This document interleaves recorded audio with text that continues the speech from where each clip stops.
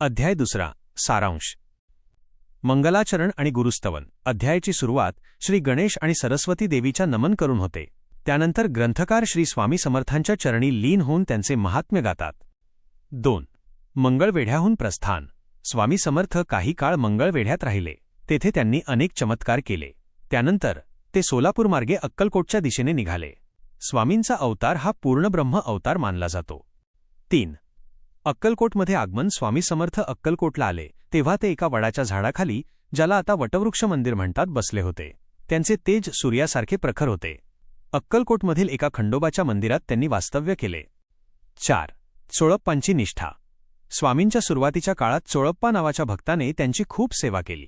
चोळप्पांची परिस्थिती बेताची होती, पण त्यांची श्रद्धा अढळ होती. स्वामींनी त्यांच्या घरी राहून अनेक लीला केल्या. 5. स्वामींचे स्वरूप. या अध्यायात सांगितले आहे की स्वामींचे वागणे कधी लहान मुलासारखे, कधी वेड्यासारखे, तर कधी अत्यंत ज्ञानी पुरुषासारखे असे. त्यांच्यासाठी राजा आणि रँक दोन्ही सारखेच होते. अध्यायाचे फलश्रुती. महत्त्व. या अध्यायाच्या पठणाने मनातील भीती दूर होते. भक्ताला श्री स्वामी समर्थांच्या सगुण रूपाचा ध्यास लागतो. अडलेली कामे मार्गी लागतात आणि स्वामींची कृपा प्राप्त होते. मुख्य संदेश. स्वामी सांगतात की जो माझी मनोभावे सेवा करतो त्याचा योगक्षेम मी स्वतः वाहतो. भिवू नकोस, मी तुझ्या पाठीशी आहे. हा मंत्र या अध्यायातून दृढ होतो.